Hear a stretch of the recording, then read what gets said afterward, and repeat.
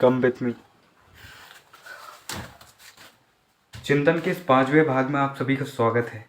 दोस्तों, कहते हैं क्या यार, मैं जब 11th क्लास में था तो एक कहानी, एक घटना, एक बात अक्सर हमें बताई जाती थी। मुझे नहीं पता ये कितनी सच है कितनी झूठ है। ये एक साइंटिफिक एक्सपेरिमेंटल भी हो सकता था। दोस्तों, सुनाता हूँ आपको। दोस्तों, कहते हैं कि एक बार एक व्यक्ति को सज़ा सुनाई गई और सज़ा के रूप में उसे कहा गया कि हम तुम्हें किंग कोबरा यानी नाक से कटवा कर मारेंगे।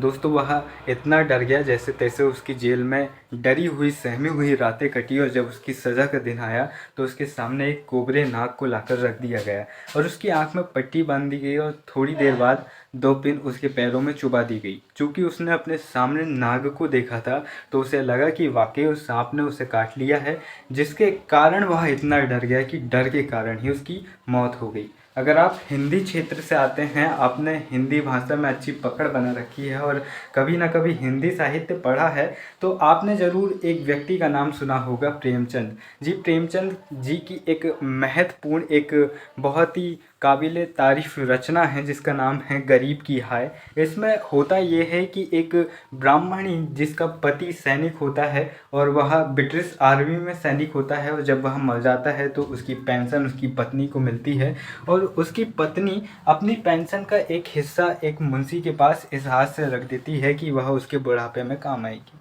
जब वह बूढ़ी हो जाती है और उस मुंशी से उसकी पेंशन की राशि मांगती है तो वह उसे धुतकार देता है और भगा देता है। वह कोर्ट और पंचायत के चक्कर में जाती है लेकिन हर जगह मुंशी की अच्छी पकड़ होने के कारण वह हार जाती है और इस दुख से वह पागल हो जाती है। और जब वह मुंशी के घर के सामने यह कहते हुए मरती है कि मैं तुम्हारा रक्त पीना चाहती हूँ तो मुंशी और उसका परिवार बहुत घबरा जाता है। उसके घर में उसकी पत्नी जिसका नाम होता है नागिन, वह इतनी डर जाती है कि उसे हर समय उस औरत का भूत सताते रहता है और उसे लगता है कि वह उसकी जान ले लेगी। घर में थोड़ी सी भी खड़खड़ाहट होती है तो उसे लगता है कि बस वो तो गई। इस डर में वह इतनी डर जाती है कि एक दिन उसकी मौत हो जाती है और मुंशी भी इतना डर जाता है कि वह आप अपने अंतिम समय में सन्यासी हो जाता है, यह सोचकर कि वह किसी तरह बच जाए। दोस्तों, दोनों ही कहानियाँ हमें ये सिखाती है कि आपके शरीर में इतना डर भी नहीं होना चाहिए जो आपको आपकी जान लेने पर मजबूर कर दे। अगर विज्ञान की बात करें तो हमारे शरीर में जब हम डरते हैं तो एक केमिकल रिलीज़ होता है जिसका नाम होता है एड्रेनलिन। एड्रेनलिन वह केमिकल होता है जो डर के समय पैदा होता है। जैसे हमारे शरीर में बीपी शुगर होता है, जब एक स्तर पर ये बहुत ज़्यादा बढ़ जाए या बहुत कम हो जाए तो हमारी मृत्यु बीपी शुगर से भी हो सकती है। उसी तरह एड्रेनलिन जो डर के समय पैदा होता है, जब हम बहुत ही ज़्यादा डर जाएं तो ये बहुत ज़्यादा मात्रा में पैदा होता है और ये हमारे शरीर के लिए जहर का काम करने लगता है जब ये बहुत ज़्यादा मात्रा में पैदा होता है, जिसके कारण हमारी जान भी चली जाती है। इसीलिए ये घटनाएं कभी कभी सच होती है कि कोई व्यक्ति डर के कारण मर भी जाता है। दोस्तों, तो अपने डर और अपने क्रोध पर पूरी तरह से काबू रखें, क्योंकि ये न केवल आपके व्यक्तिगत आंतरिक जीवन में भी परेशानी खड़ी करती हैं बल्कि व्यावहारिक जीवन में भी आपके जीवन में परेशानियां खड़ी कर सकती हैं। एक गर्म तवे पर कोई उंगली नहीं रखना चाहता, इसी तरह एक क्रोधी व्यक्ति के साथ, एक डरपोक व्यक्ति के साथ कोई जीवन नहीं जीना चाहता, कोई उसके साथ रिश्ता नहीं जोड़ना चाहता।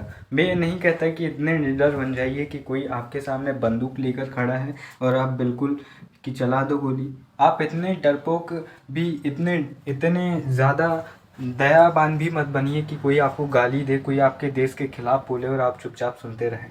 दोस्तों, इन सब का एक सीमित दायरा होता है और उस दायरे को बनाए रखिए। हमारे पूर्वज कह गए हैं, अति का अंत होता है। जीवन में किसी भी चीज़ को इतना अति मत होने दीजिए कि वह आपके अंत की वजह बन जाए। और कहते हैं दिल और दिमाग दोनों दुरुस्त होने चाहिए, तो अपने दिल और दिमाग दोनों को दुरुस्त कीजिए। फिर मिलते हैं वीडियो के अगले वीडियो में, तब तक के लिए नमस्कार। आप सुन रहे थे मुझे द हिस्ट्री यूट्यूब चैनल के इस चिंतन के 5वें भाग में और मैं बोल रहा था आपका दोस्त विकास टेकरी। जय हिंद।